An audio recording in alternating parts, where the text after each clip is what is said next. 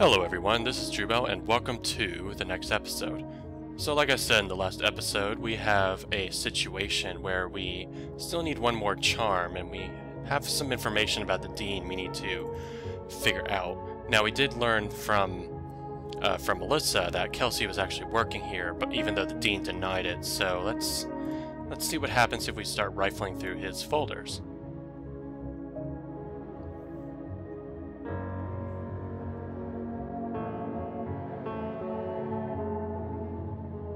Is there something you need from my files, Agent? Yes. I'd like to see your personnel files on past work-study students, specifically Kelsey Gardner. What? Forget to mention something earlier, Dean Chapman? Like the fact that Kelsey was working in your office as one of your personal assistants for over a year? Care to explain yourself? You can't go through there without a warrant. Lying to a federal agent is not something we take lightly. You'd better explain yourself now, Dean Chapman, or I'm going to a judge for a warrant for your arrest. I didn't want to look like I was connected to her. So I guess he is connected to her. You are connected, and now you look guilty as hell. Agent Reed, I had no further connection with her, and you have no proof that I did. And furthermore, I am not permitting you access to any files without a warrant, Agent. So it is possible that Dean Chapman has something to do with Kelsey. With the whole murdering thing.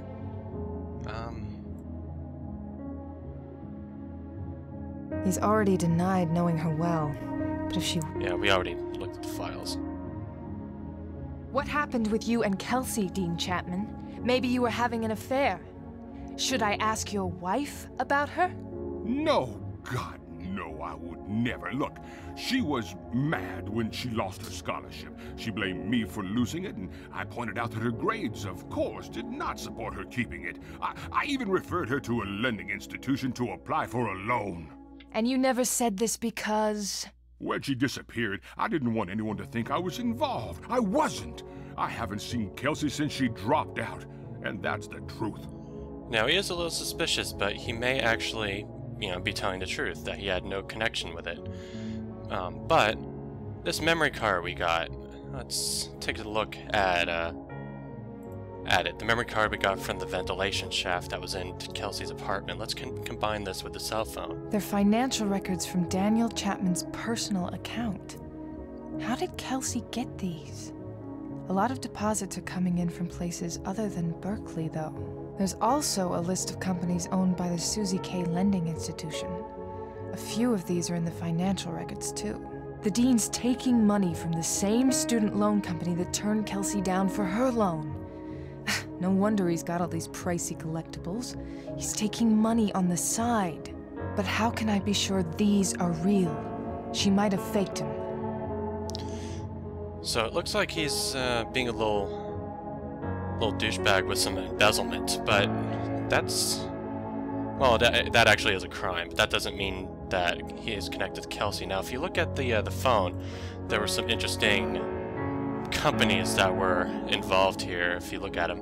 They're financial records from Daniel Chapman's personal account. The Green Isle Group is, of course, part about the King's Quest VI, Mosley, Mutual Mosley, Gabriel Knight. I actually don't know what Pandora Knight is supposed to refer to. St. George clearly is... St. George Books. I don't know what Bank of Daedalus refers to, but I'm sure they're all referring to something. I just don't know quite what. But yeah, Mosley, Mutual, the Green Isles one, and St. George. Pretty clear where those came from. So, now we did also get this threatening letter. Let's see what happens if we do synergy with the threatening letter and the envelope.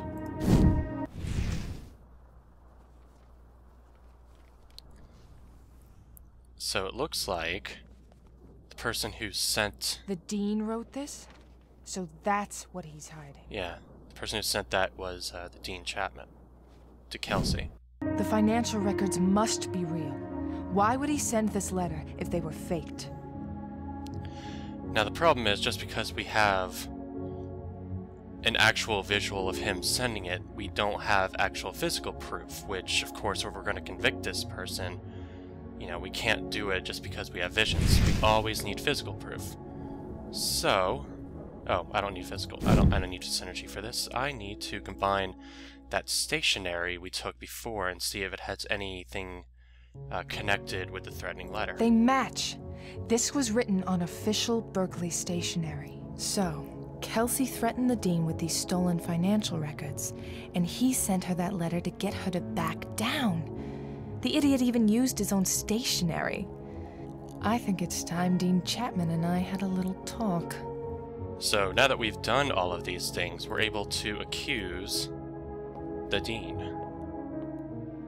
And man, are the animations really good on this part. One more time, Chapman. Is there anything else you want to tell me? No, I've told you everything. I really hate being lied to. First you lied about knowing Kelsey and that she worked here. Now you're lying about why she stopped working here, when, and why she dropped out altogether. You have no proof of any of that. So we just have to start showing him things. Let's start with the threatening letter first. This letter was sent to Kelsey's personal post office box months ago. Whoever wrote it ripped off the top to conceal the letterhead. What has that got to do with me? They didn't rip quite enough off. The bottom of a few letters are left.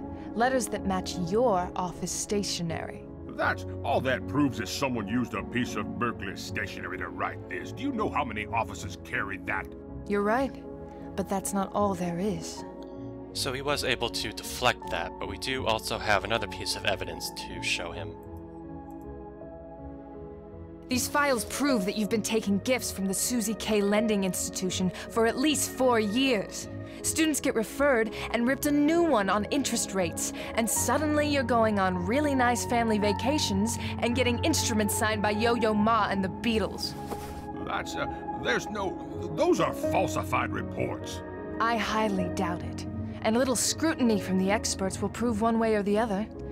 How are you feeling about your odds in that bet, Daniel? Shifty eyes. Now we have to talk about the truth. The letterhead, these financial records, plus the fact that Kelsey had access to this office and your reports. And your personnel records over there will no doubt back that up. And the fact that you lied about knowing her. I think I've got a great story for the Boston Globe. How about you? What do you want? The truth, you piece of shit. So now he will actually talk the truth about these topics. So let's just start them top to bottom. Did Kelsey Gardner work in your office? Yes, she did. And why was she fired? She threatened me. She said she had proof that I was corrupt, and if I didn't get her scholarship back, she'd turn me in. So you threatened her right back? I thought it'd make her back off.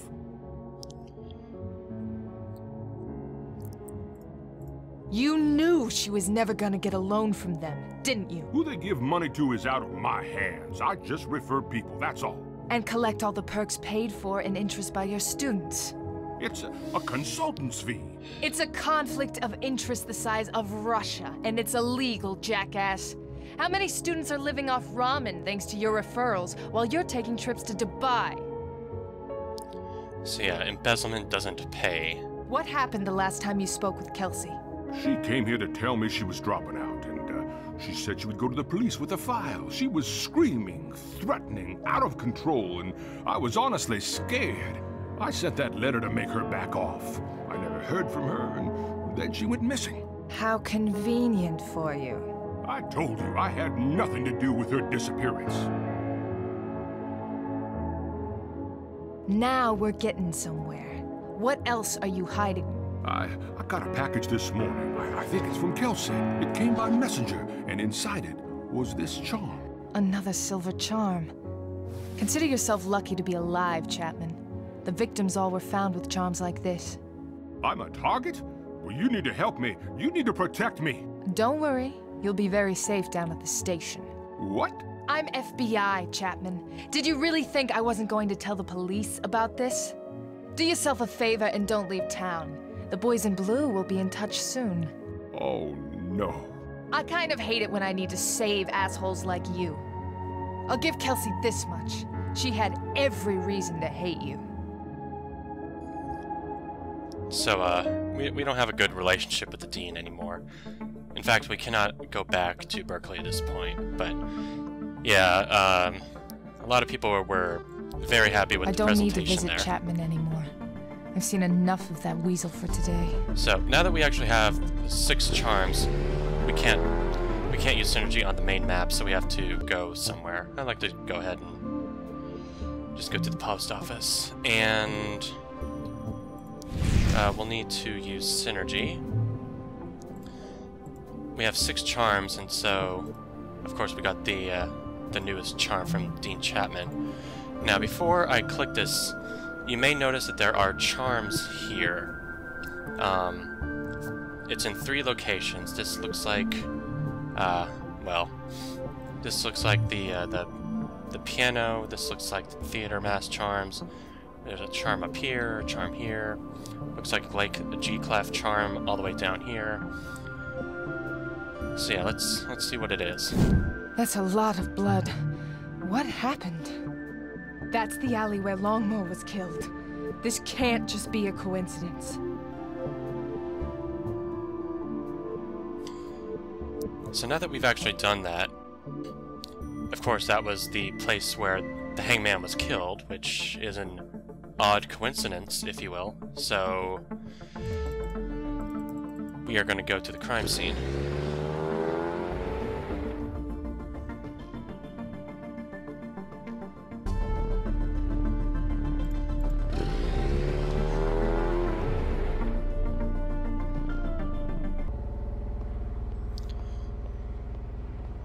Now, Arathan Avenue. Same street sign that was in my vision. Same alleyway Longmore died in. This is a little too big to be a coincidence. But what's the connection? now what we have here,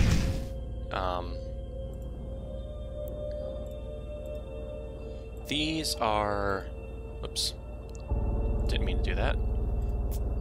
These little splits right here are 3 different areas of the 3 different areas around the crime scene. This is next to the street sign, this is next to the dumpster, and this is next to the gate that was at the far right. And these charms that you see here are the clues to show which charms you should put on the gate in order to create the vision. Now, if you did see this right here, the green means projection, and if I walk around a little bit, you'll see that there's one here, and there's going to be one all the way at the gate. Remember that projection always requires 3 memories, but they're not strong enough until we put those charms where they're supposed to be. So the street sign gets the G-clef,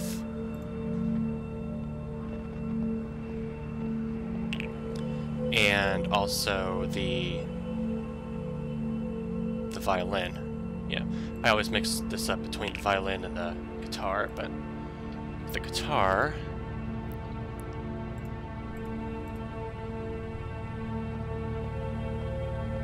goes here along with the theater masks.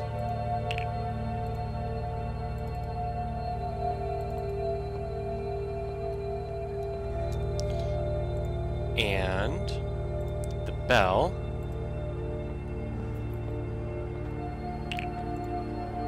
and the piano go here. So once you've done all that, you can now use projection.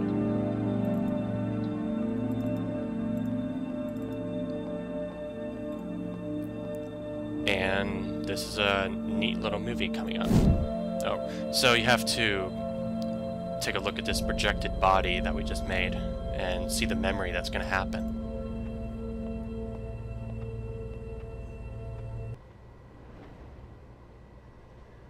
You can't move, Kelsey.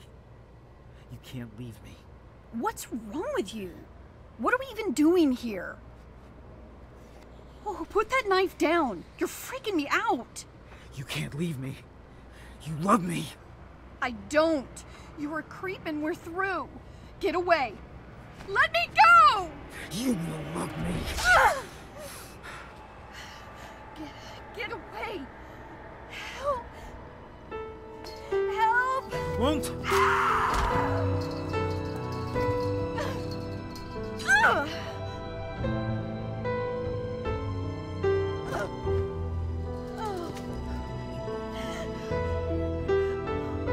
Love you.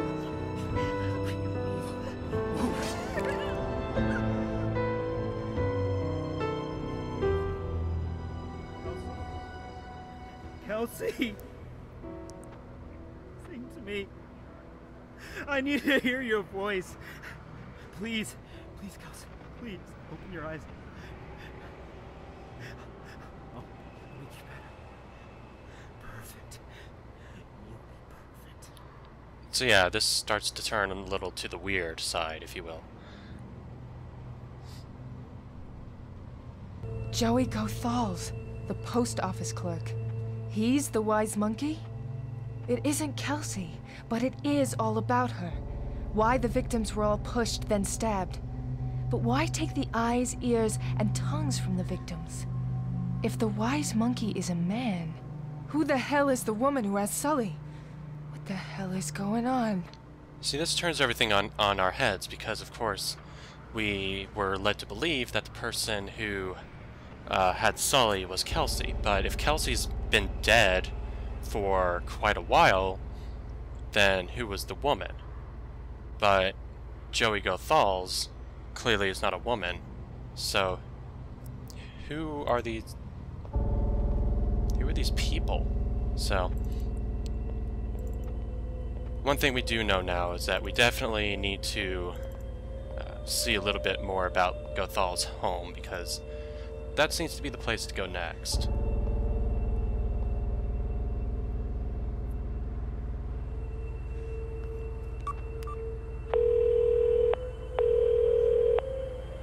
John, you son of a bitch. Red, you alright? Whoever's got Sully, they're hurting him. I found his eye. What? Oh, shit. This bitch is seriously psychotic. What else have you got? It gets weirder. Kelsey Gardner is dead. She's been dead since she went missing months ago. You find a body? No, I had a vision of it. I believe you, Erica, but look, you're gonna need evidence to back it up for McAdams. Oh, wait a sec, hang on. If she's dead, then who's the wise monkey? The real wise monkey is a man named Joey Gothals, a post office clerk that I met yesterday. Kelsey used to date him. Trouble in paradise? I'll say. She dumped him and he snapped. No idea where the body is yet, though. And here's another twist. It happened in the same alleyway where the hangman was killed. So, an alley we've been to, a guy you've just met, and the suspect is actually the victim. Next you're gonna tell me dogs and cats are living together. Wait, I thought it was a woman who drugged someone. It was. How do you explain that? I don't know why or who, but someone is screwing with us, John, and it's pissing me off. I need to find Sully before this gets any worse. Where are you looking next? Either choice is fine. I've got Gothal's home address. I'm gonna go check it out. Keep me posted, Red, because I want to catch this scum and nail his balls to the wall. Get in line. We still gotta find out who that woman was. Tell Terrence to prioritize anything connected to getting her ID'd. You got it.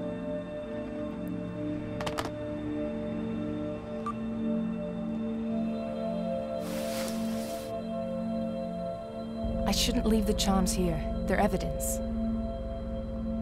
So yeah, this sort of course, puts the mystery back on, well, if it's not Kelsey, then who was it?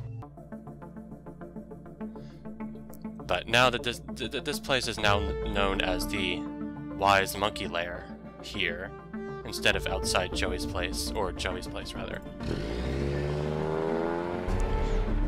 And since I actually forgot to talk about it before, I'm gonna be able to tell you my favorite Inside Story trivia coming up very, very, very soon. So he's not home still. This is the only door I can find. And until I can prove he's the wise monkey, well, Let's say I don't want to deal with McAdams right now. Damn it! How do I get into this place? Oracle? Again? Who the hell is this person? Why do they keep sending these emails? Okay, so Oracle. This looks a lot like the O that was on the episode 1. So Oracle is also the name of episode 3. Agent Sullivan didn't understand when I tried to tell him. You know when to listen. Forwarded message. Missing persons can be so much trouble. Compared to them, we lead charmed lives, don't you think? So it looks like this Oracle knows a little bit about these cases. So what I'd like to do here... This is locked, so I'm just going to use the lockpick to open it. Let's see what's in here. Now, what I wanted to show... So obviously before we actually have the regular audio is... Whoa. This has got to be the most expensive thing in the place. Before we get the regular audio, we have something called temp noises. And... well, we have a doozy, but I'm gonna go through this first.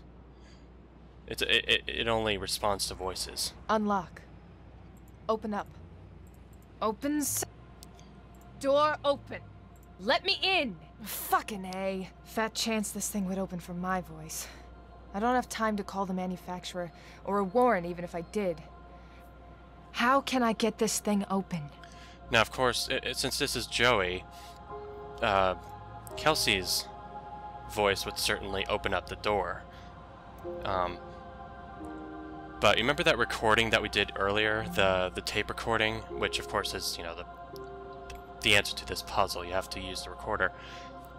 We did before we had the whole song. We actually had the first 15 seconds of Rebecca Black's Friday, and it was hilarious when I heard it the first time. So, you know, I put this recorder up here, and I'm hearing, you know, Friday, Friday, do for about 15 seconds, and then this door opens, and Erica's like creepy, and it's the funniest thing I had seen in this episode. So imagine that was playing instead of what's about to happen, and have a little bit of a laugh. He was obsessed with Kelsey. Maybe this'll do it.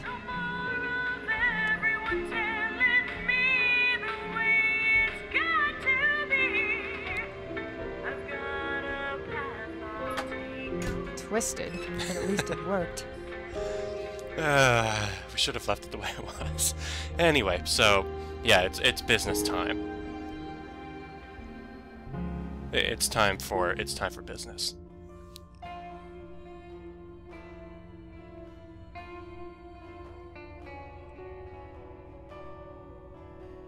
Portrait of a psychotic serial killer. This place is a profile that practically writes itself. So yeah, you've got Kelsey's sketches scratched out. You've got things scratched out all over the place. These are all of Kelsey, but he's erased her eyes, ears, and mouth in all of them. Which kind of makes sense with the whole cutting out the organs sort of deal. We do have to look around before we can progress. It's handwritten, and most of it is scratched out.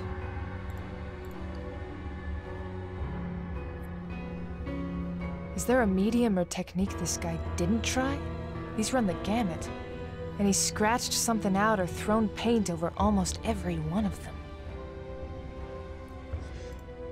So clearly there's going to be nothing bad about what's going to happen if I open this tray.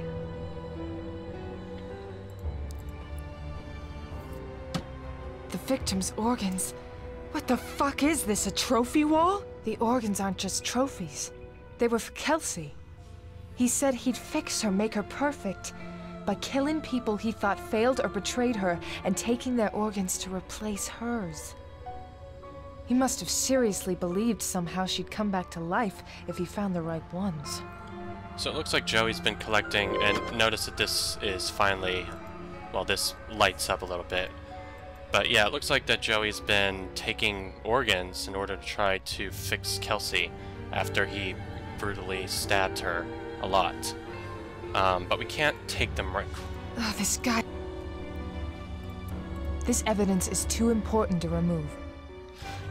But we can't do anything with them quite yet. I'm not getting anything. Something's not right. So, the next step would be to start working on this, but that's going to take a little bit of a while, and this will be the final episode. And so, I hope you will enjoy it in my next upload. So I hope you enjoyed this video, and I will see you in the next one. Thanks for watching. Bye.